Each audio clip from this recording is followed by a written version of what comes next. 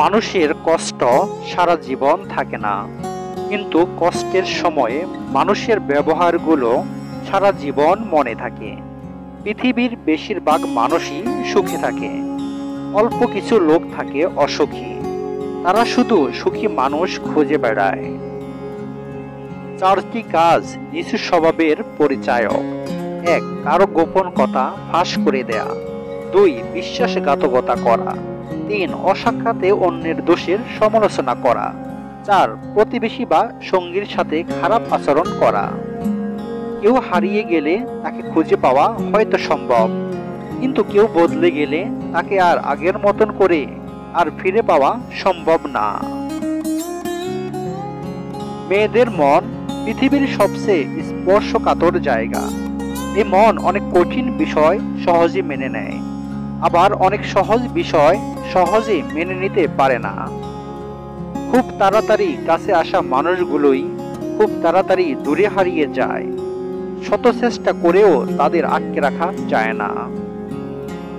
3 জনই পারেন একটি দেশ বা জাতিকে বদলাতে। তারা হলেন বাবা, মা ও শিক্ষক। অনেক কিছু ফিরিয়ে আনা যায়, কিন্তু সময়কে ফিরিয়ে আনা যায় না। আপনার প্রতিভা নির্ধারণ করে আপনি কি হতে পারেন। অনুপ্রেরণা নির্ধারণ করে আপনি কতটা করতে ইচ্ছুক। আপনার মনোভাব নির্ধারণ করে যে আপনি এটি কতটা ভালো করেন। যখন কেউ আমাকে না বলে, এর অর্থ এ নয় যে আমি এটি করতে পারি না।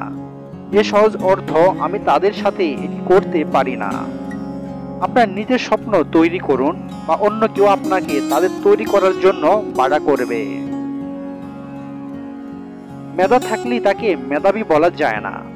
মেধাবী হলো সেই যার মেধা না থাকা সত্ত্বেও চেষ্টা দিয়ে নিজেকে এগিয়ে নিয়ে যায়। মহান কাজ করার একমাত্র উপায় হলো আপনি যা করেন তা ভালোবাসা।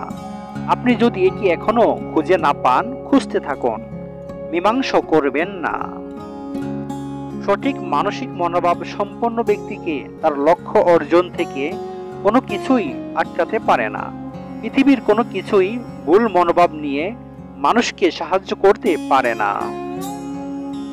ব্যর্থতা থেকে সাফল্যের বিকাশ করুন।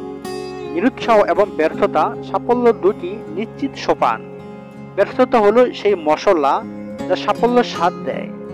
বড় হয়ে ওঠার জন্য সাহস লাগে এবং আপনি সত্যিকারের মানুষ হতে পারেন। সাফল্য কেবল তাদেরই আসে যারা চেষ্টা করার সাহস করে। মানুষ খুব কমই সফল হয়, যদি না তারা যা করছে তাতে মজা পায়। যে জীবন আমাদের জন্য অপেক্ষা করছে তা পেতে আমাদের পরিকল্পনা করা জীবনকে ছেড়ে দিতে ইচ্ছুক হতে হবে। সফলতা হলো নিজেকে পছন্দ করা, আপনি যা করেন তা পছন্দ করা, বা আপনি কিভাবে এটি করেন তা পছন্দ করা।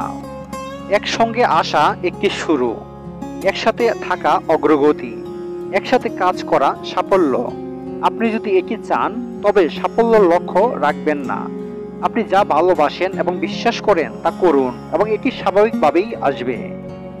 আপনার সাফল্য আকাশ পরিমাণ করা হয় আপনার ইচ্ছার শক্তি, আপনার স্বপ্নের আকার এবং আপনি কিভাবে হতাশাকে মোকাবেলা করেন। প্রাপ্তি এবং প্রত্যাশার পার্থক্য হলো দুঃখ। তাই নিজের প্রত্যাশাটা একটু কমিয়ে ফেলুন, দেখবেন আপনার দুঃখও কমে গেছে। সাফল্য হলো মনের একটি অবস্থা। আপনি যদি সাফল্য চান তবে নিজেকে সফল ভাবতে শুরু করুন। সাফল্য লিফট অর্ডারের বাইরে। আপনাকে একেবারে এক ধাপ সিঁড়ি ব্যবহার করতে হবে।